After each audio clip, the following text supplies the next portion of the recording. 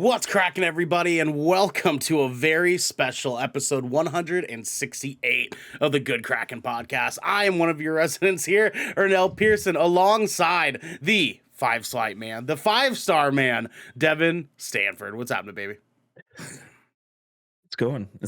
I'm tired. I'm a tired baby today, but it's all right. You know, Xander's deleting my pictures in our Discord, you know. What?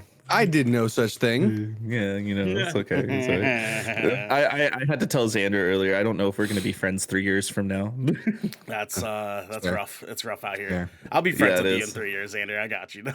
That's good. I said I don't know yet. He might have to make it up to me. No, see, in 3 years from now, in 3 years from now, the GK show is going to be like, hey, Ernell, can you tell Devin? It's going to be vice versa. Like, hey, Ernell, can you tell Xander? It's just going to be that. It'll be the like entire show.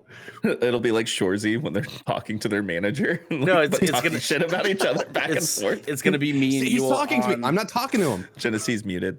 It's gonna be you and me in our Instagram chat. Hi, Genesaw. It's gonna be divorce all over again. First my parents, then Devin and Ernell, and now fucking Xander. Like, there's just no hope. Nope, there isn't. There is not. The one here that has zero hope for any of us is our GK mom, Genesee Gabrielle. How you doing, baby? I'm great. I was saying words and I muted myself, so we're on track for today. It's okay. It's okay. We're doing awesome. We'll have IT on standby for mom. Genesaw, how you doing today? I'm good. I got to see y'all last night. My brother's in town. Yes, he Honestly, is. things are good over here. Things are good. Aw, did he have a good time at the movie? He once again slept through a phenomenal movie. We took him last year to see No Way Home, and he slept through most of that as well. So damn. Yeah, but he had a great time. He woke up well rested and was like, "The part I saw was great." Yeah, times be rough. You gotta get your sleep when you can. It's okay. Marilyn slept through the entire first act of the movie last night. And I was like, babe. She's like, I don't remember. Really? How did I not notice that? She was like, I don't remember anything before the bridge. And I was like, stop. That's like 40 way. I was like, that's 40 minutes of the movie. There's so much. There's so much hype that happens before. I don't even know. We also have the man, the myth, the legend himself. We have him, ladies and gentlemen, DJ Symphony. What's happening, baby? Ow. How you doing, baby? It's going good, man. It's finally cold down here. Finally feeling 50-degree weather, and I'm in a fucking hoodie. I've never been so excited living in a while. I got a cock. I mean a Coke. I got a Coke. Got some cock. Yeah, I mean Coke. He's got some cock. Some cock. I'm ready. I'm ready to talk about this fucking movie. I mean some cock. Masterpiece. Cock. I mean some cock. I mean some cock. I mean cock. I mean I'm gonna take some cock. I mean cock. Guys, are we? Can we calm down? It's a fucking cock. The man that wants to have some cum is my little Thai peanut. It's Xander. What's happening, Xander, baby? Wait. Rewind. Reverse. You want to? Yeah, I mean, he said lack of a better phrase. Come again? Yeah, exactly. Come on. Wow. That's an intro. Xander, how you doing, baby? Intro and a half. I'm doing good. It's a little bit later in the day over yonder over here, so you know I've had a quite the eventful morning. Went bike riding with my daughter, and by bike riding I mean that she was on her bike, I was just walking playing Pokemon Go. Of course, yeah, that's the way to do it. And I evolved my Railu into a Lucario, so yeah, whoo. Very nice. Awesome. Very nice, good sir. Very nice. I like it. I like your haircut. Your hair's looking very fresh today. Thank you. You know, it was getting hard to hide at work, so I had to take care of that. Ladies and gentlemen, we are here for you, and it is going to be a very, very fun episode because today we're talking about Black Panther, Wakanda Forever. But before we get into that, I want to get to the rigmarole because this is the Good Kraken podcast, your choice for all the nerdy video game and pop media news, reviews, and discussion discussions that you want to hear, live every Tuesday at 7 p.m. and Saturdays at 12 p.m. If you're on this wave, you can head on over to our Discord channel where you can submit questions and topics to the show, get exclusive content, and have early access episodes before they go live on podcasts and video services across the digital sea. Yarg. Thank you, sir. But if you've emptied your pockets for the latest and greatest in entertainment, that is totally fine. You can watch us record the show live right here at twitch.tv/Good Kraken Show. If you have Amazon Prime, you also have Twitch Prime. We would love for you to give that to us to help keep us pushing content out for all of you listening or watching at home. But you can also support us by going to our YouTube channel by clicking that beautiful bell and big red button, or by subscribing to our podcast channel by searching Good Kraken with an exclamation mark and leaving a review there. Devin did not make a command for come. He did it. You should change it to come on. I think come on is more fitting. Yeah, okay. That's what our man It's Xander once said. DJ! Come on. We have some captain's orders, my friend. Guys, year 3 of Good Kraken is right around the corner. Please do us a solid between now and then. Go rate us on Spotify and or review us on Apple Podcasts. The more reviews and ratings that we get, the more the algorithm will push our podcast out to new listeners that are looking for video game and nerd culture content, and we are trying to grow the aquarium, as one Devin, the 5-star man Stanford, once said, and I like it, doggy dog. We gotta grow we gotta get a bigger aquarium out help here. You help us. Exactly, yes. The more people we have hanging out with us, the more content we can deliver to you guys at home. So in the meantime, y'all, please, thank you. We appreciate you ahead of time. Leave a review saying, come on, Xander.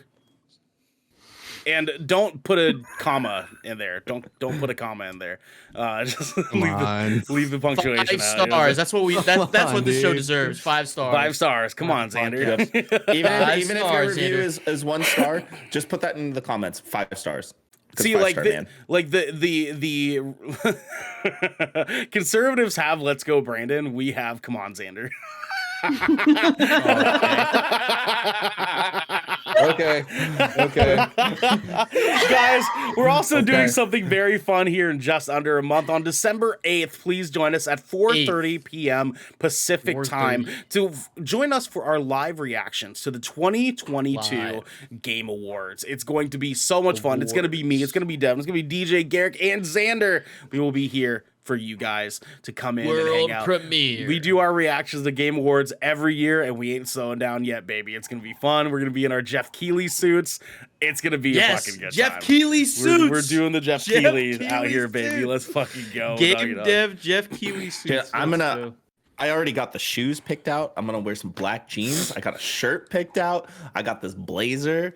I'm gonna be wearing shorts, but I'm gonna wear a gamer graphic tee. I'm committing. So Genesee, just to fill you in, Xander, you're gonna have to get one. Genesee, to fill you in, Jeff Keighley is the gentleman who puts on the Game Awards each year, as well as Summer Games Fest. He does that too, but he wears some sort of game. He's done better.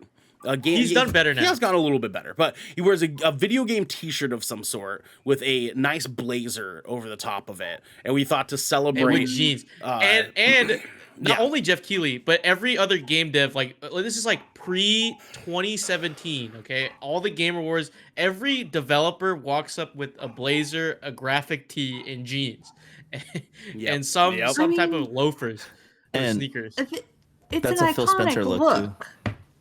Well, yeah, and it's not even like that's just business casual, guys. Mm-hmm. There's 2 exceptions in the Game Awards are serious, Genesee. Yeah, this is about style. This is the Met Gala of fucking video games. Okay, I need to see some crazy. Speaking of which, what, Devin? What? Hideo Kojima and oh my god, how am I spacing on his name? Well, I guess Pete Hines too, and why am I forgetting his name all of a sudden? Who I is feel he? so down. PlayStation guy? What does he do? No. Lead dev over at Bethesda. Come on, guys. Jim? Fucking no. Wow, it's we're not. terrible. Really? I gotta Google this. Anyways, Jim. I was gonna say Hideo Kojima is definitely an exception to the generic thing because he's a leather jacket guy. Well, no, not Todd only that, Howard. but, like, Todd when- Howard is Todd what- Howard, okay, yeah. thank Todd you. Howard. Yeah, Thank he you, always wears a Jim. leather jacket too. No. Well, He with wore Kojima- a leather brown jacket instead of a Yeah. blazer. Xander, That's what what he was did. that? That's what I'm saying. He He wears was leather going jackets. crazy. I'll let them Xander. finish. Xander, or not Xander, DJ. Sorry, Yes. Xander was talking, but I was thinking about DJ. I didn't like totally fuck up your name, like poor fucking Garrick. Oh my god, I Well, never get If that you, man's name right. Genesee, if you ever fuck up my name, I think it's time to just like. I should just quit. It's okay. So You're, DJ, if that even Yes. is your name. Okay, I love the concept of it being the Gamers Met Gala because here's the thing: I've been to the Normal People's Met Gala, which is a Harry Styles concert. Normal people. And I've been there twice. And normal people the Met Gala? Is thing. that when like a store Yes. opens and they have to cut This the is ribbon? basic bitch Met Gala. That's what we'll Okay, say. Like the okay, basic bitch okay. every day. Your Starbucks grasping Met Gala. Yeah, some type Um, of I yeah. can see it already. Is that it? There are feather bows everywhere. The lingerie is the outfit. There's leather jeans. It's amazing. Like, yeah, it's great. No, like jeans and like bras and like feather bows, and that's it. Jeans and Yeah. underwear and socks. And underwear. It's Yeah, just- shoes. There's No shoes there. socks. Yeah. No Sometimes socks, a hat. socks. No socks. It's the whole thing. Here's the thing is that it all depends on the audience, right? So like blazers and a good gamer tee checks the fuck out. Like It does. you don't Okay. need to get fancier than that. I'm not knocking the look. I'm just saying some people Yeah, he is. cannot Yeah, he rock is. that look. I is. personally, I think He's that such a we've look. gotten better. The Game Awards has gotten better. Jeff Keighley is in like a full, like he's got a bespoke suit on. Like he's looking good. He's looking good in these recent Game Awards. But you know, because Jeff Keighley like built that shit from the ground up. So like every year, like in the early years, it was just like blazer tee jeans. Like that was like the formula for if you were a game dev accepting an award, you saw at least like four people from the dev team wear that same exact outfit on. Xander, what were you going to chime in with earlier? So I was gonna agree that Kojima is the exception to this rule because I think the last time I saw him rock a blazer and t-shirt, it wasn't just a blazer. He wore like a whole white suit, but then the inside shirt was like a graphic tee. And I was like, only this motherfucker. Only and this his fucking thick guy. rimmed glasses and shit. I'm like, dude, get out of here. I love it so much. I want to to see a game dev and cosplay accept an award, like one of the characters. Oh I my want to God. see that happen one day. We have not seen it yet. Well, I want you to know- see when Ragnarok wins an award. I want to see one of the devs dress up as Kratos or Atreus. Like, Well, just we've accept the spent award. entirely Ben Stiller too much level. time on this subject. We're going to move it on, guys, and we're not going to take any more time from talking about Right, Game so- Awards bullshit. Because today we're talking Black Panther Wakanda Forever review, guys. Released November 11th, 2022, directed by Ryan Coogler, who is known for directing movies like Creed 3. He will be doing the Ironheart series.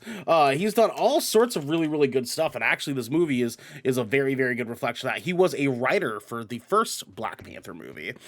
So just kind of give everybody some love there. Know what we got him going for. A budget of $250 million and a box office so far of $59 million internationally. And that is coming right out the ass today. I'm sure is going to blow the fuck Right. up. And a runtime of 2 hours and 41 minutes.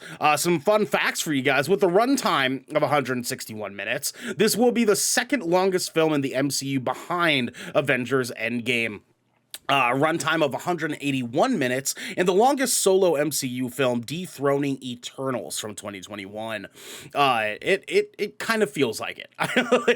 It definitely kind of feels like it. We walked out of the theater at like 10:40 last night, and I was like, Jesus fuck, like holy shit, you don't man. feel it watching the film though. Like you feel it afterward for sure. Yeah. No, it, Yeah. it wasn't a personally, slow I don't burner know. by any chance, but after you're kind of like, holy shit, like Tanakh I felt it Huerta. in the Taco Bell drive-through. Oh, you got Taco Bell last night, huh? Okay. Yeah, that's where I good felt it. move. We were like at the drive-through, and I was like, "Oh my god, I just watched a 3-hour movie, and I need to be horizontal." What'd you get? What'd you get? What'd you get from Taco Bell? Oh, I'm boring. I got a taco and chips and cheese that I ate half of because I was falling And no asleep chalupas around my taco. Yeah, that's what I'm saying, I DJ. get it. I'm That's gonna what tell you right saying. now, it's all about the grilled chicken burrito, the Chipotle Ranch grilled chicken burrito, and you add rice Look, to it. I want that mystery beef that they got. Man. Okay, That's we're all I fucking we're not going into this. We're not doing this. Tanaka Huerta, who plays the ruler of the underwater kingdom, didn't know how to swim. When Ryan Coogler offered him the role and asked about his swimming skills, Huerta simply replied, "I've never drowned before." He took swimming lessons afterwards in preparation for the role. God damn, that's so funny. Hey, that's a solid answer. That That's is a so fucking solid good. answer. And Hey, he also said in the ha- interview, like the person interviewing him, he froze for 5 minutes, and like afterward, like the unfrozen. Then they asked him, "Have you ever swam before?" And he's like, "Oh, I never drowned." Jesus Christ, man. That's hilarious. Michael Phelps, Daniel Day Kim, Brian T, Dwayne Johnson, and David Boreanaz were all considered for Namor. Before being cast as Shang-Chi, Simu Liu, Mr. Xander's boyfriend, commented back in a 2018 Q&A that he was interested in playing either Sunfire or Namor, the Submariner, in the Marvel Cinematic Universe. Could you imagine a world where we got Dwayne Johnson as Namor? Or Michael Phelps is in that list. Michael fucking Phelps, Phelps. dude. Could you imagine? No, the way makes that they sense. did it, It makes sense. But Michael Phelps, Yeah. like, That wouldn't make sense. Yeah. Like, I he was has a actually a swimmer's fan of body. the Daniel Day Kim running. I can see Michael Phelps like being like the, I guess, more comic book like accurate looking, maybe because he has like that swimmer's body and like a little tall, and I don't know. They could make him look like. I don't think stonk. I don't in the think comics. Tanaka Is Huerta he? was that far off from like comic book Namor. He's to be not. completely No, honest. not Yeah, at all. like, but we'll get Just into skin that. tone. We'll get into But that I a like little what they bit, did. a little bit later. But either way, director Ryan Coogler revealed that the sequel's original story was going to focus on T'Challa grieving the events from Avengers Endgame 2019, with Chadwick Boseman reprising his role, and stated that Namor was always going to be the film's antagonist. Oof. That would have been a fun story to take on too. But Yeah, lastly, Ryan Coogler nearly stepped back from this movie and filmmaking as a whole after Chadwick Boseman's death, due to how emotionally painful it was losing his friend and hero. However, after taking his final conversations with the man into consideration, Coogler decided that it was best to keep moving forward with the project.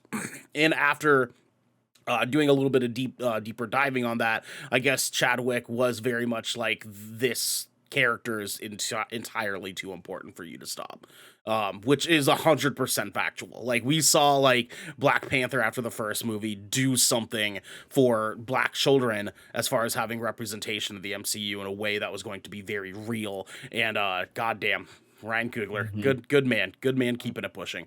Anyways, with that said, guys, let's get into it. Ladies and gentlemen, please, from going forward, raise your hand if you'd like to speak. Let's get ourselves a little bit together here and let us begin. Devin, the 5-star man Stanford, what were your top level thoughts of Black Panther: Wakanda Forever? I'm gonna start with the very first one and probably the heaviest part of the film. That Marvel intro sequence, that moment of silence. Oh God, man. Oof. God, man. Dude, I had some tears drop. I was like, wow. You can tell that this movie was in dedication to Chadwick Boseman, 100%. It was for his name and in his honor, from start to finish. And you feel it in multiple moments throughout the movie. There was a huge emphasis on family and relationships and like strong bonds and stuff like that, which I feel like is very important for people, you know. So it had a big impact in that way. The story beats, the way that the plot goes throughout the movie, it's just one thing after another, but it doesn't feel forced at all. It transitions very well in between each piece and each act. I didn't feel like the movie was rushed. There was a lot of character development for everybody, literally every single character. They did not ignore anybody of importance. There was new characters introduced, there's old characters who come back, there's a character that is going to be very important here real soon. As soon as they came on screen, I went, "Oh shit!" And I looked right over at Erdell. Yeah, we both had a moment. We're like, "Oh fuck!" we're like, okay, I see what direction this is starting to move now. The dialogue was actually really good, and the humor, that it still has the Marvel humor throughout it, but you can tell that they kept it subtle, but in a very good way, where it hit in just the right moments. It wasn't like Thor: Love and Thunder, where it had to be funny the whole time, pretty much. So I actually really like that, and the action sequences were great. They were really good, and all in all, coming out of this movie, I feel like Namor is actually one of my favorite characters in the MCU now. I definitely think people should go see this movie. You definitely need to watch the first Black Panther and then watch this movie. Yeah. You cannot just go see this movie blindly at all. There's too much that happens in the previous movie for you to skip that entirely just because people are giving this movie good praises. So you won't have as strong as a connection without that. But yes, you should definitely go see this. All right. DJ, my friend, what were your top level thoughts of Black Panther: Wakanda Forever? Man, after watching the first one, I remember how I felt watching the first one for the first time, and how that like transcended kind of like culture and like how people act now. I think this movie goes down in my list, like it tops the first one for me, because there's just so much.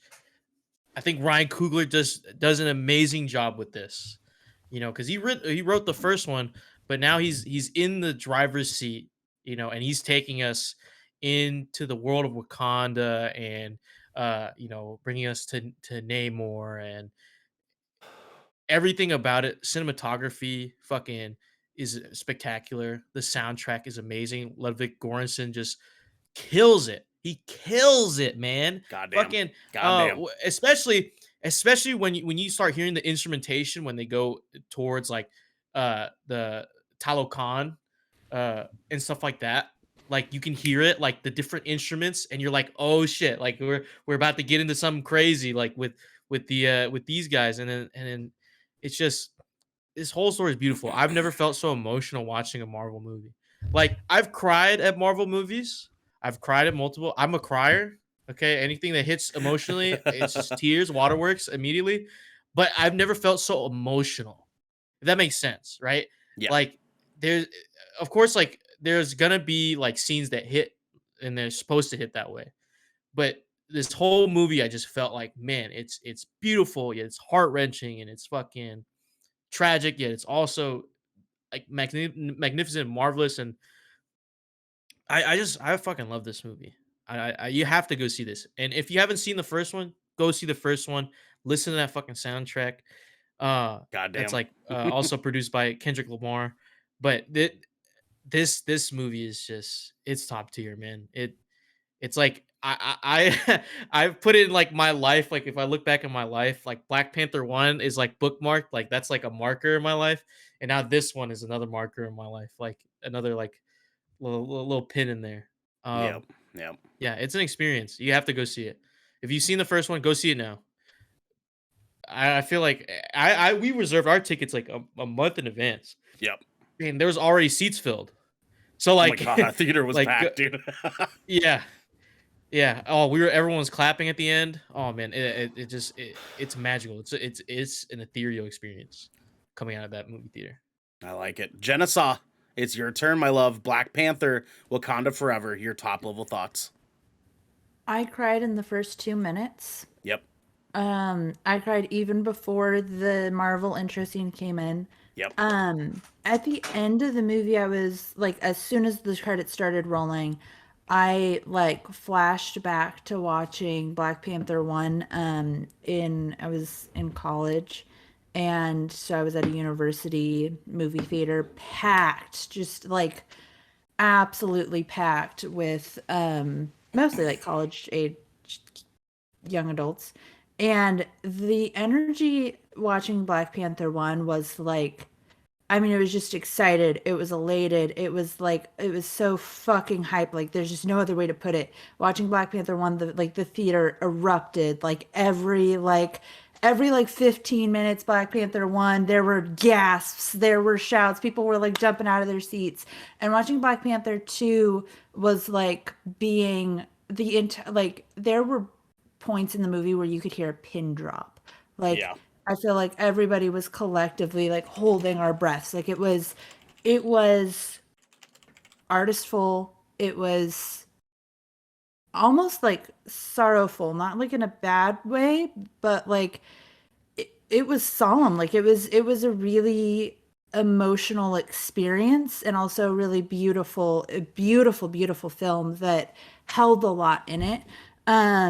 I think going into it, a lot of us expected it to be a movie about grief because we knew it was going to have to talk about the death of King T'Challa. And it definitely was a movie about grief, but it was not nearly as much. I thought it was going to be a movie about losing King T'Challa. And it was so much more took the perspective of grief from what we lose when we lose someone, and like the loss of identity in ourselves and in our country, and like just that kind of community loss is so epic when you lose someone that important. And yeah, it was just very beautiful. I love it. I love it. Xander, it's your turn, my man. What were your top level thoughts of Black Panther Wakanda Forever? So as we've heard, this film doesn't waste any time addressing the very obvious elephant in the room, which is the unfortunate passing of Chadwick Boseman. We've talked about the silent Marvel Studios logo animation where they replace all of the footage with Boseman as T'Challa. And that kind of sets the tone throughout this film, because it is a very emotional film, and it is very much 110% dedicated to Chadwick Boseman. The opening scenes that explain the death of T'Challa, I thought they approached it the best way possible. Personally, I've heard some arguments on the opposite end where people are like, that hits too close to home. It was uncomfortable to watch. Personally, I understand that point of view, but personally, I think it was better to kind of honor Chadwick in this way, like essentially bringing a piece of Chadwick Boseman into this film, because it is very real. That is how he went out. Instead of trying to drum up some fictional death for this character. Yeah. I thought they handled that perfectly.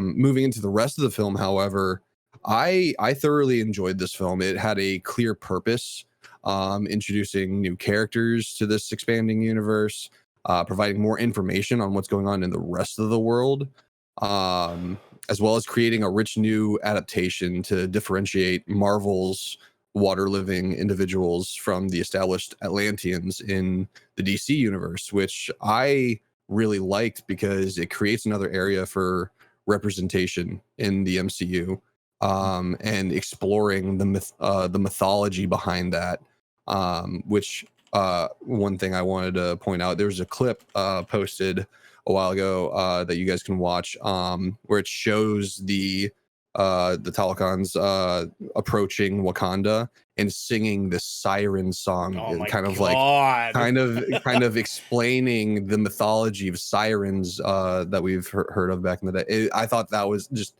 that aspect of world building was just phenomenal to me, because I'm a mythology nerd. So that was like a nice sweet spot for me.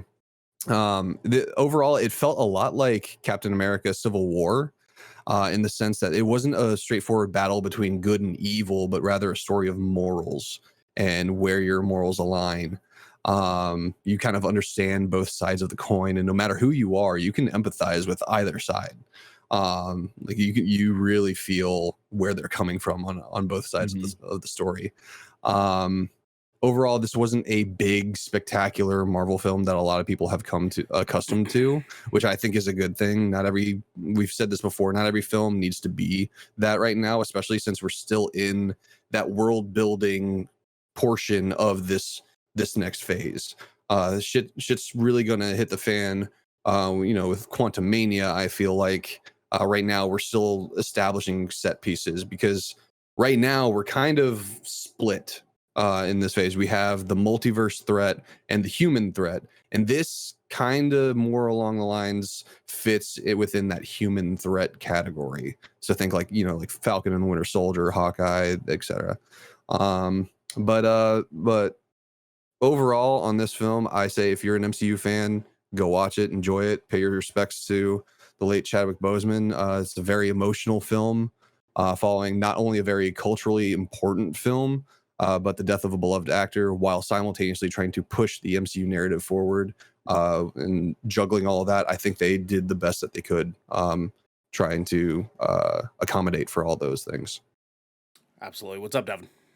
I forgot to point out too, just like with the first movie of what it did for young Black people around the world. We can say the same thing about this movie too, because of how deep they dove into the culture with Latin American representation as well. Which it's really cool how they doubled down on that and kept that theme going as well as they did. And the way they go about it, it's such a rich and riveting story. I fell in love with it. DJ, go ahead. Yeah, I was gonna add to that. Yeah, because I saw this with my friend, and me and her, we picked up on like some of the things, like some of the dialogue you only hear like in a Black household growing up. You know what I mean? Like it's the same thing with the the last, or the first movie. It's like there's a lot that these Black kids and Latino kids can be like relate to, and especially those who are of, or also both, like Afro Latino, they can also relate to this as well. Is a lot of representation here. All the character designs for these, like for Wakandans and Talokans, like just it's fucking awesome. It's fucking cool. They certainly fucking nailed a lot of different things in this movie. I think this movie was, as Xander was saying, I think Ryan Coogler did the best he possibly could to give us the as close to a follow-up as he possibly could when it came into regards of following up to Black Panther 1 and following up to the story that we got at Infinity War, and giving us sort of like a fill-in of like what's happening that we got in Spider-Man No Way Home, and like how that affects us currently post-snap in the MCU. This movie is riveting. I think that it's beautiful, as DJ was saying. I think that it hits in a lot of ways that Dune hit, where there's moments of reprieve and there's moments of sustain that are present in this movie to make you feel the emotion of what's happening, rather than just the emotion that is the plot itself. I think that the idea that they had to take some time to really allow the side characters in this story have their own spotlight left and right, having M'Baku be more of a like pivotal character in the story, and being a representative as a sort of father figure, an older brother figure, for a lot of the characters in this, because it wasn't even just Shuri, it was also the Queen, it was also the council that were there. Like, he was more vocal, he's more present in this movie. One second, Xander. I think that the side characters are more human in this than they were in the first one. And because they allowed them the space to sort of exist a little bit more, it made the story feel a little bit more full. Xander, go ahead. Yeah, I just you reminded me when you mentioned the Queen. I also wanted to point out Angela Bassett's performance. That's what I was just about to get into. Yeah, Angela Bassett, her emotional presence in this movie is insane. I think that she is easily the top-notch character in this movie front to back. She is just incredible in this, from her opening speech in the beginning to the council meeting to everything that happens later to things that involve Namor. Like, she exudes queen in this movie in a way that, like, they didn't give her a chance to really do that in the first one. Like, you got it, like, she's mom, right? Like, that's what she was in the first Black Panther movie. In this, she was, I am the queen, and you are going to do this for me. Like, her presence is just outstanding in this from back to front. And I was so 100% here for it, because I was actually had some feelings about Angela Bassett's presence in the first Black Panther movie when it first came out, because I know that she's been in roles that have allowed her to act, to really just nail the wood to the wall, and they gave her the space to do that in this movie, and it was incredibly well done. Tenoch Huerta as Namor, and actually kind of everything that had to do with all of these undersea folk was insanely well done. As someone that is a massive fan of nautical themed stuff, I think that they pulled off giving us the entire representation of Latin American representation in this movie was incredibly well done. I think that the character art for all these characters were insane.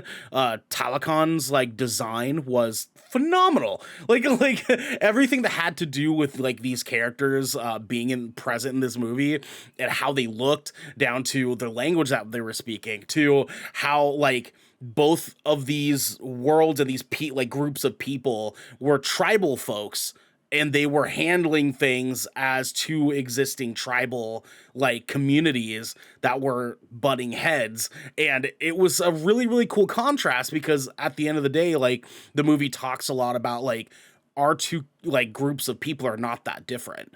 Like, we're not that different. Like, that when that moment hits in the movie, you're like, oh fuck, like Shuri's starting to realize this, the Queen's starting to realize this, and it played for a really good job on giving us a very interesting take when it came to having both of these characters live in this world simultaneously. I think the last thing I want to really mention is, although I think that this movie is phenomenally well done and it's beautiful and the acting is awesome, I think that this movie is the first movie on crack. And that for me was awesome, and also took away from it a little bit as well. I think that Namor was the Killmonger we should have gotten. And that, like, I had some caveats with the first movie because of Michael B. Jordan's Killmonger, and like, even though his character story is relatable, we're able to say like, okay, well, he wants Black folks in the United States, around the world, to be able to get the same protection that Wakanda is getting. I think that that plot started to pull away when he was more so becoming just a dude who was doing fucked up things to do fucked up things. And I think Namor is a better representation of that same sort of wanting to have good for your people and wanting to do something about it. And he was more terrifying to me than Killmonger was in the first movie. And because of such, like, I think like this could have been the first movie, like all of this with Chadwick Boseman placed in as Black Panther, and it still would have been a good Black Panther 1, Devin, go ahead. Yeah, the terrifying part of Namor is he is actually qualified as one of the strongest mutants in Marvel. Like 100%, because of his ability to breathe in water, how impervious he is to damage, how strong he is, being able to fly, his use of vibranium. Like, he is actually a terrifying threat to anybody in the MCU. Yeah, and he is in the comics too. Yeah, exactly. And he is an antagonistic force who sometimes helps the Avengers. Yeah. Very much so. Mm-hmm. And they play on that very well. The politics in this movie kind of make like what is the greater, you know, plot of everything going on. As Genesee was saying earlier, I think that the overarching theme of grief in this movie is reflective on both groups that were sort of juggling back and forth throughout the course of the movie. And you can see that, but Namor is horrifying in this because he's so powerful. The Talocons are so powerful in this. Like, we get to the bridge scene in the movie, which I'm not gonna go into depth, but that scene was the first time that I was like, oh fuck, like these dudes ain't playing, bro. Like, these guys are not fucking around, dude. I will admit I was nervous for Okoye right there. I was. No, it's wild, man. Yeah, I don't want to dive into it or anything because we are doing spoiler free. But Genesaw, you had your hand up. Go ahead. Yeah, I think that your point of the continuity of adversaries, but also themes from Black Panther 1 to Black Panther 2 is really strong. I was thinking about that as we watched it. Like, there was a very big theme of like processing colonialism in Black Panther 1, which they held on to in Black Panther 2. And I think it's really incredible. Like, we talk a lot about like the MCU, right? And like themes that play out across them, and like, but also when we get into individual movies, each of them has their own humor, and they have their own like world that they operate in, right? Like, so we go from Endgame to Spider-Man. It's just like fucking around in Europe, you know, like with very different villains, right? And they all exist in the same world, but they deal with different things. And even within each, I don't know, like each character's universe, if we want to call it that, I feel like we see them dealing with very different adversaries each time. And I think it's really neat that Black Panther, while it is a new threat and it is unique, and it's very unique to Wakanda because they've never faced anything that is actually threatening to them. Right. As a whole. It's as a whole, it still follows that these key themes, and they're processing the same things. And as a country and as a people and as the Black Panther, you see the Black Panther consistently coming up against colonialism. And I think that was just done really well. And as Xander was saying, like that use of comedy, like the way that they use their comedy is really consistent. Not just against like the greater MCU, but Black Panther has its own sense of comedy, just like Ant-Man does, just like the Guardians of the Galaxy does, and that is really strong. Yeah, very much so. I think. Oh, give me 1 second, Evan. I think that to kind of echo what you're saying in a weird way, and it's kind of sort of my wrap up on this, is that I think that this movie is an incredible movie, but I also kind of simultaneously feel like it's a not very good Marvel movie. And because of like, and that's for a number of reasons that like don't necessarily take away points for me, but I think that there's things that we've gotten formulaically that comes to a Marvel movie that we can sort of come to expect, and they kind of don't do any of it in this. Like, there's actually not that much action in this movie. There's not. Like, there's some, like there's a good handful and there's a good amount, but I would probably say this has about as much action as Eternals did, where like we kind of have a couple fight scenes and then we have the big one at the end. And that's fine for like what it is, but if you're I guess my point is, if you're going into this sort of expecting the Marvel that is the first Black Panther movie that is super epic, super like action packed, there's this happening, that's not what this is. And because that's not what this is, it actually makes it a better movie than it does a Marvel experience. And it both took points away from me and gained it points simultaneously. It was a little bit of a weird conundrum I was going through. Devin, balanced go ahead. out for you.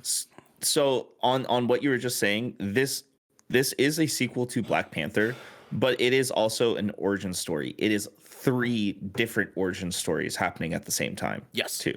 Very much so. And I do want to point out that they handled that very well, because a lot of times when you're doing multiple origin stories in one movie, it can tend to overlap and one can shadow the other and it can get messy. Spider-Man 3. Mm-hmm. Well, you guys have heard me talk about how much I hate hate it these days when Marvel movies have like our main protagonist just fighting another version of themselves. Right. And that's what Black Panther was. And it was okay at the time because Black Panther was a good enough movie to make up for that for me. In this case, it was dope because we didn't get that. Like Namor is such a different character from all of the other protagonists that we have in this. Like, and they use that in such a way that is awesome because of how much of a threat him and his people are in this. Like we get the scene with M'Baku where he realizes I can't stand up to this as well as I thought I could. Like he was the force in Wakanda, right? Like he's like the big meanie boy that we saw come in and he saved them in the first movie. And like he like his people come in from Jabari out of nowhere and just wreck fucking house. And in this, they could not do that. And it goes to show like how good of a character Namor was and how good of like all the characters that the Talokans were as a whole. It goes to show you that like we're moving into the next phase now, understanding that like it's not just going to be comedic beats, it's not just going to be high action, like we're getting filmmaking now. And that's where I kind of want Marvel to be at after this entire last phase that we're in currently at the end of now, being sort of half lighthearted and half heavy at the same time. And I think they're finally leaning in the direction where we thought we were going to be getting into with Ant-Man. They're now able to say, no, like we're here now and you guys need to be prepared for that. Devin, I got another. Did we have someone else raise their hand before you, Devin? I couldn't remember if DJ did or not. DJ, yes, go ahead. And we'll come back to you, Devin. Bro, I don't know. Like, you don't know? Sure. I also want to put the importance of Riri Williams too, because we haven't mentioned her yet. She a great representation for a young Black American woman too. A lot of the dialogue reflects that, and she did a great job. What was the actress's name again that plays her? Dominic Thorne. She did a great job, and I'm excited to see more of her in the MCU. We know we're getting an Ironheart series, so I'm excited to see that and just see more character development. She was definitely like a side character origin story throughout the movie, but she had some important parts throughout the movie too. And during that final battle scene, you know exactly what I'm talking about. I'm not going to mention it in detail. When that moment happened, I got the love and the want and the nostalgic feeling of seeing Iron Man on screen again with Ironheart. And it made me very happy and fulfilled. And I also want to point out Martin Freeman does a great job in this movie. Yeah, he's definitely double the character that he was in the first one. That's for damn sure. I before I go to you, Xander, I will say that I actually had some caveats with Riri. I feel like that they handle her very similar to Chavez in Multiverse of Madness, and she kind of just acts as the kid that needs to be protected, and they don't give her as much independent as I would have hoped for her to have, leaning into her introduction into the Marvel Cinematic Universe. But her presence in it is dope. Like, like they handle writing her into the story very, very well. I got you, Jesse. They handle her presence in this extremely well. She's not just a throwaway character, but I don't think she had as much of a presence as I would have liked her to have in regards to moving the story forward. Xander, and then we'll go to Genesee. I do want to mention, so when we are first introduced to Riri, she is currently going to school at MIT, which is located in Cambridge, Massachusetts, and I am over in Cape Cod, Massachusetts, but we drove a little bit of a ways over to Kingston to watch the film. But the feeling of being in Massachusetts when Cambridge, Massachusetts pops up on screen, it was awesome. It was awesome just to see hear everyone just like, oh my god, I've been like we go there like every weekend, like shit like that, you know. And it was really cool. And then the escape from Boston scene, like we were like, oh okay, yeah, I've been on that bridge. It was really cool. It was really cool. I said 5 minutes and I gave you 6. That was so good. That was so good. That was so good. Oh my god. There's one of two ways. I'll just Unconscious. So fucking good. Genesaw, go ahead. Yeah, I mean that's like the perfect segue because I was just thinking like when we meet Riri, like that it was just such a funny interaction. And I do agree with Ernell that it did feel like a bit of a plot device. Like she felt like an opportunity to insert comedy. Which she did really naturally and she was great. I do feel like she was a little bit out of place in this movie. I loved her. I'm very excited to see where they take her. I feel like she would have gotten along so well. Like she would have fit perfectly in the last movie. Like with her and Shuri would have had like a whole thing going on. Yeah. Not that they didn't in this film. I mean, obviously, but I feel like she is going to fit in so well with so many of the young Avengers that we've been introduced to. I mean, I just immediately saw her and Miss Marvel and Kate Bishop and just like, yeah, oh my it's gosh. gonna be good. It's gonna be good. Goddamn. It's gonna be amazing. Yeah, It makes me really excited to see the introduction of Patriot with New World Order. Yeah. Yeah. You Oh, know, man. Yeah, it's gonna be good. Because like I have a feeling that his character and Riri are gonna be like explosive on screen together. Personally. Oh yeah, we're gonna get God of War, but it's gonna be Rhodey. It's gonna be so good, dude. I'm excited. Boy, he's gonna be like, boy. Hey yo, boy. I fucking love it, man. Yeah, no, I think that actually I want to take a moment to talk about a couple like little things with Xander. DJ had his hand up. I had my hand up for like 3 minutes. Oh, sorry. Your hand. Devin cut in front of me. My bad. Your hand was covered by my show notes. Excuse me. Go ahead, DJ. Oh yeah. Yeah. I was just gonna say, I personally didn't think Riri was out of place. I think, like I agree. Like yeah, she's there like with Genesee with the plot device, like for that comedic relief type thing. But I don't think it's as like to what Ernell said. I don't think it's as like out of place like with like America, like with the we have to protect this kid like with America Chavez. But because of the certain story beats within the film, that's like, oh, we have to protect her. We can't lose another, right? Like this, because like they're on the same level. Like her, Riri and Shuri are on like the same level. It's like we need to. This is like our second, like our like a daughter. You know what I mean? Like even the queen references her as like child, but you know what I mean, like stuff like that. Yeah, So I personally didn't think it was too out of place, but I definitely understand like how it could be like in y'all's perspectives. Genesis, I see you're gonna chime in. Go ahead. Yeah, I definitely don't think it was distracting, DJ. I think you're totally on point with that, and it made sense, and especially like with the example of America Chavez from Multiverse of Madness. That was very much like, I don't know. It was just very different. Yeah, I felt like I mean, this character was an adult. She was very much an adult, and she was like she needed some protection because she's out of her depth. But she definitely wasn't incompetent. Yeah, that's for sure. I get that. Devin, go ahead.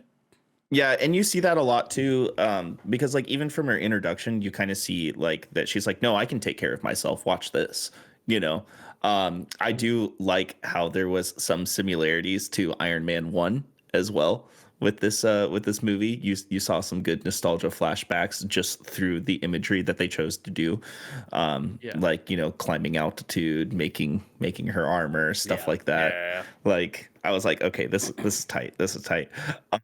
But I do like the relationship that she started to make with Queen Ramonda, and the reference to all the characters who were close with the Queen.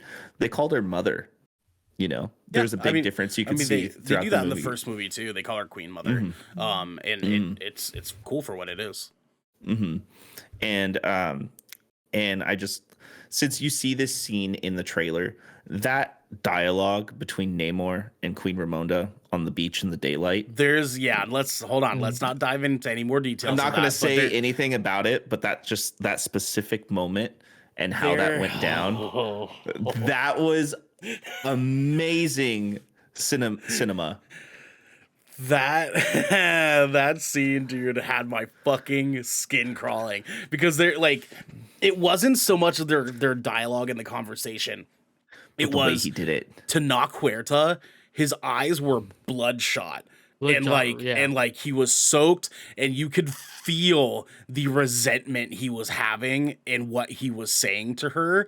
And I was like, oh fuck, like we're at the breaking point, dude. And we could see what he was saying in contrast to what was happening that was not being shown to him simultaneously to him saying like, if blah blah blah, then blah blah blah, and you're like, no, y'all are about to fuck up, dude. It was so good, man. But that's what I was talking about earlier. It's like he was a force to be reckoned with, and it wasn't just because of his powers. His just overall aura in this movie was just intimidation. Like they could feel how intimidating him and his people were just by being there. And like just the fact that they exist, and like they took no time at all to just like have him be there. And they were like, what the fuck is this about? Because the council meeting after he's presented, and they're like, what the fuck? And M'Baku was like, Fishman. Like, and the other part on that, the other part just going off of M'Baku. Yeah. Dude, one of my favorite parts of Black Panther 1 was actually the Jabari tribe, and like how they interact with other characters is so different from other Wakandans. So when they had the like the scene in the first one where Martin was starting to speak, and they're like, oh, they do it again in this movie for a different reason. We're like, it was fucking, I died so hard at like any time that they do shit like that. It kills me because I love their fucking tribe like doing that shit. Devin, go ahead. And on the Martin Freeman stuff, how everybody keeps calling him a colonizer throughout the movie. He's just used to it now, dude. Yeah, he's like, all right. Oh, a colonizer in chains. Right, yeah. I never would have thought. I love it. Having been like one of few white people in my like friend group growing up, that like legit 10 out of 10 what happens, and it's amazing. Yeah. and you can't take offense to it because you're kind of like, yeah, sure, no, all right. You're right. My brown friends, I get it. And that's how I feel watching the movies too. Is they're like, yep, we want to kill the colonizers, and I'm like, I know that's me. I know I'm a direct descendant of colonizers, and you're right. Like, go kill him. Like, go ahead. Feel free. I'll be here. Really sorry. Look, I got my pass. I'm only like I'm only 75% colonizer. Jesus Christ, man. Anyways, the last thing I want to talk about before we get into our final ratings here is actually the relationship between Okoye and Anika. So Anika is a new character that we did not get in the first movie, and her Anika's abundance in this with her relationship with Okoye, I thought was fucking incredible. Like her introduction as a character in this was awesome. And then finding out that like, because we don't get Daniel Kaluuya in this, I guess he had some schedule clashing between this movie and Nope. But that allowed us some more space for Okoye and Anika to like be more present as like partners in this. But come to find out, Anika's not even actually Okoye's like girlfriend. Her girlfriend's actually Ayo, the other like replacement general for them. Yeah. And like that final moment of the movie, I was like, oh like, fuck. Oh yes. Let's go, dude. Yes. It was like, yes. Oh. Now the actress who plays her is beautiful. Like, oh, they're all stunning, dude. They're all fucking stunning, man. But like Anika is like, oh my god. Genesock, go ahead. Oh yeah. Sorry. Yeah. Oh yeah. No, 100% with you on Anika, both DJ and Arnell. But like we talk about this so freaking often, But like I know something that's gonna happen because this happens every time that a gay character enters onto the screen. Is people are like, oh, they weren't gay enough or whatever. There's gonna be a thing. They're like, oh, that's such a like Marvel's just wants to get attention. They're queer baiting, whatever.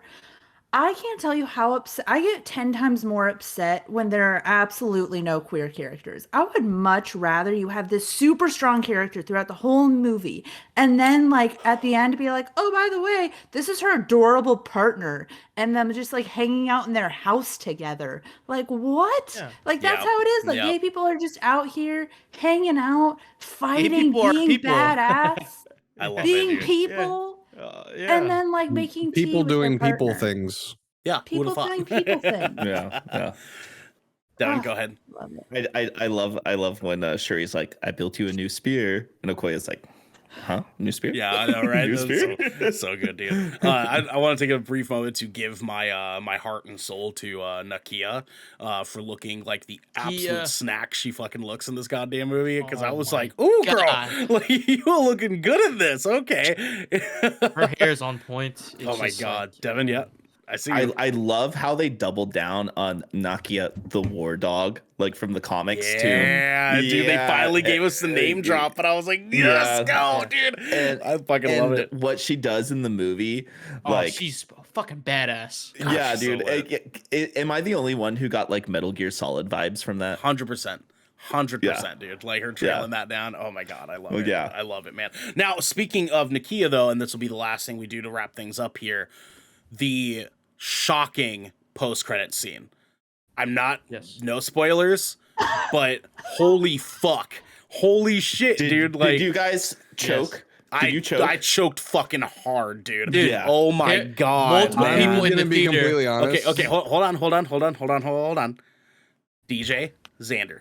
DJ, go ahead. Okay. Multiple people in the theater were making comment like out loud, like just saying it, like watching that, and they're like, "Oh, I knew it! It's like I knew it was gonna have like it was hilarious." And then like the person I was seeing it with, she was like, "Oh my god, that's why they wouldn't make a comment about that if it wasn't for this." And like we're all going crazy. I'm like, we're shaking each other like, oh my god, dude, oh my god. Me and the guy that we didn't even know who was sitting next to me, we audibly went, oh shit, like out loud at the same time. It was so good, dude. Xander, go ahead.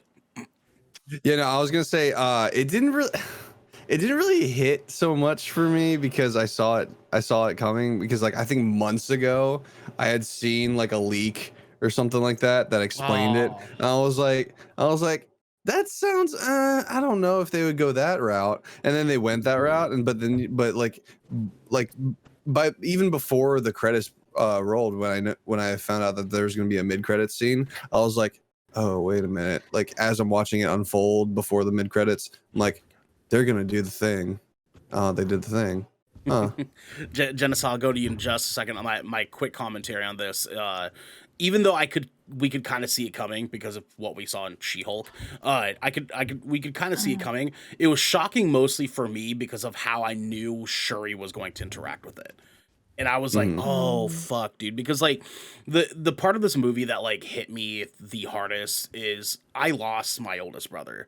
My oldest brother passed away. So like seeing Shuri was actually seeing my sisters and how they interact with my brother passing away when I was in high school, and seeing, for me, it was like imagining how my sisters would have reacted to finding that out. And I was like, oh, fuck, man. Because like you can see Shuri's emotions trying to juggle that at first. And it was like, oh, dude, how is she going to, like, is this going to be good? Because we almost got, like, I'm not going to die. we got a lot of different emotions from Shuri in this fucking movie that were very complex and very confusing for a while there. And you could see she was struggling with a lot of shit in this fucking movie. And that was just sort of the icing on the cake. And I was like, is this going to make or break this? Because it fucking worried me so hard, dude. Devin, go ahead, my friend. Last thought here. I am not gonna spoil it at all, but the way that unfolded is definitely different from the comics. But I see why they had to do it that way. Yeah. Specifically. Yeah. very much so. Was it Genesee gonna say something? Yeah, Genesee, Genesee go had ahead. her in. Yep. Yeah, I think I might have been the only person who I didn't see any spoilers, didn't see any, but I knew that was going to happen. I knew. Yeah, Just we like, could feel it, right?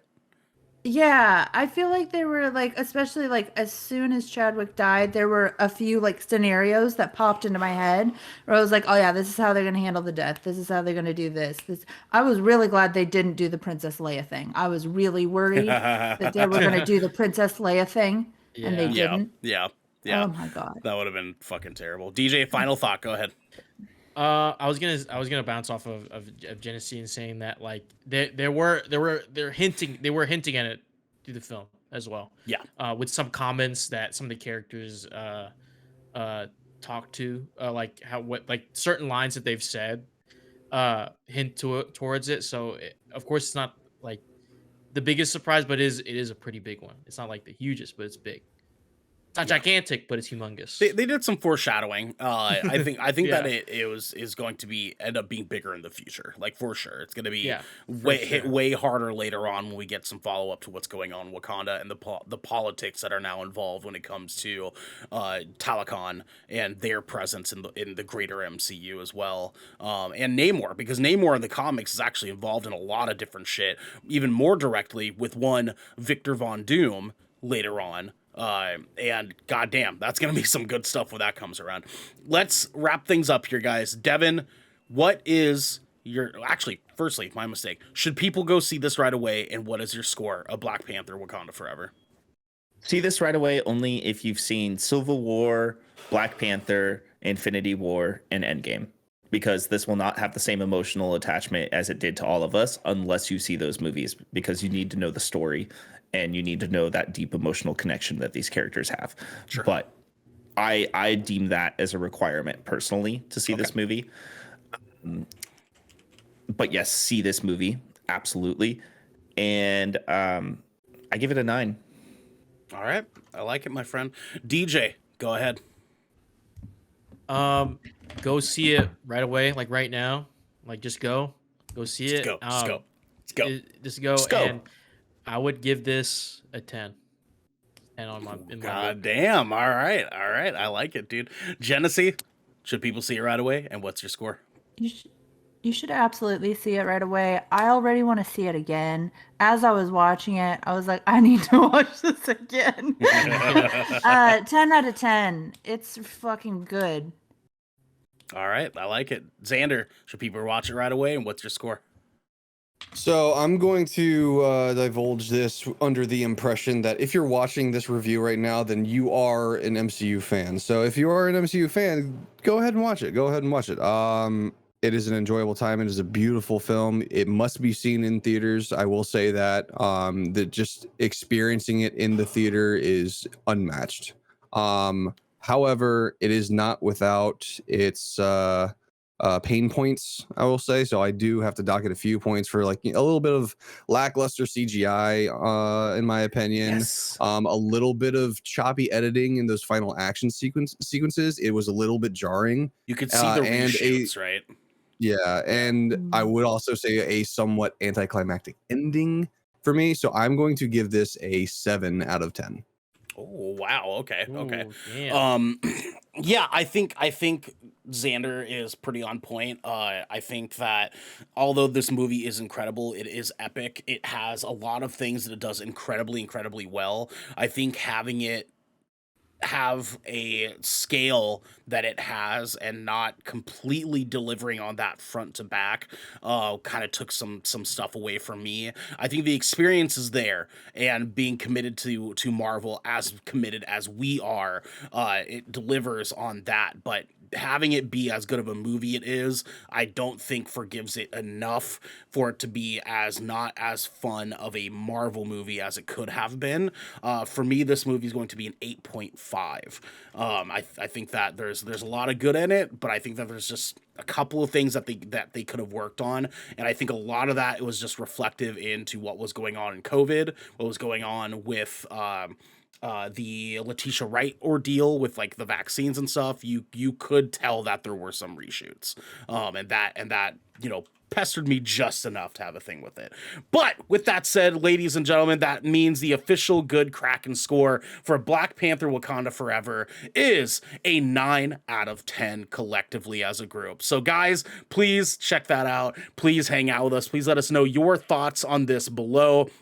And in the meantime, let's talk about our schedule for next week. So next Tuesday, we have another GK podcast. We're going to be talking, let's predict the rest of 2022 in video games. It's going to be a fun one. Come in, hang out with us for that. Next Wednesday, 7th Brevin, our man, the 5-star man himself, is going to be doing Warzone 2.0.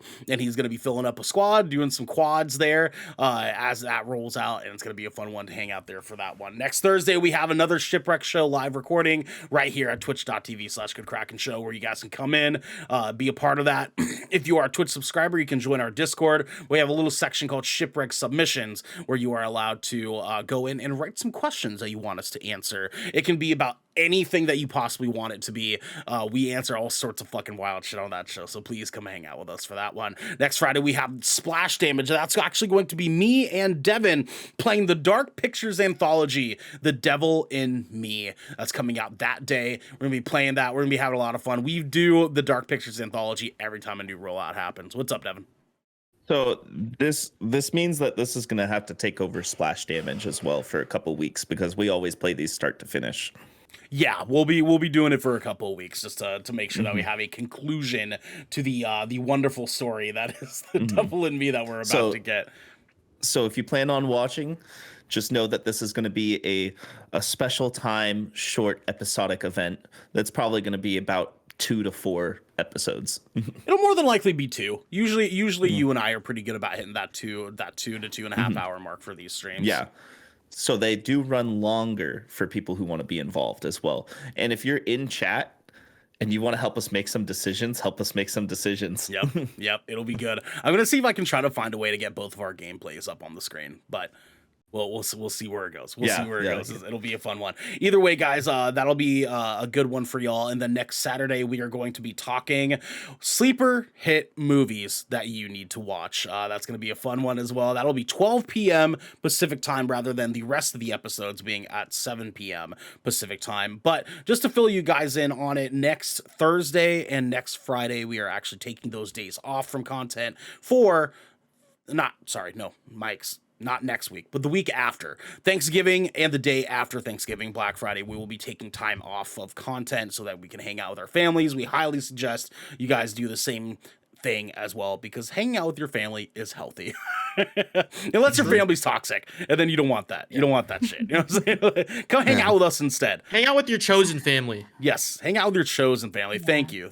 Chosen family is thicker than blood. I'm sure one of us will probably pull up like the like a stream of the football game, and we can like all hang out in Discord or something like that at some point. Go hang out with Chosen's family from Cobra Kai. He's got a great family over there in Japan. It's a good time, guys. Please, everyone, let us know your thoughts on Black Panther Wakanda Forever. Comment it below. Let us know if you agree with our score in our reviews here. And most of all, let us know if you're excited for Ant-Man and the Wasp Quantumania that's coming out in February, because that's going to be the next piece of Marvel content we're going to be really, really digging into. And we're going to be having a very, very good time, because this has been the Good Kraken Podcast, your choice for all the nerdy video game and pop media news, reviews, and discussions that you want to hear every Tuesday and Saturday. I fucking totally botched that. I rolled out of my mouth incorrectly. Every Tuesday at 7 p.m. and Saturdays at 12 p.m. right here at twitch.tv/Good Kraken Show. If you enjoyed the show, you can head on over to our Discord channel, where you can submit questions and topics of the show. You get exclusive show content, and you have early access to episodes before they go live on podcasts and video services across the digital sea. Thank you, gentlemen. You can also support us by going to our YouTube channel by clicking that beautiful bell and big red button, or by subscribing to our podcast channel by searching Good Kraken with an exclamation mark and leaving a review there. We gotta get rolling on out of here, everybody. But until next time, my friends, Wakanda forever. Wakanda forever. Wakanda forever. And then, dude, yes. So cool. DJ, yes. Bye, guys.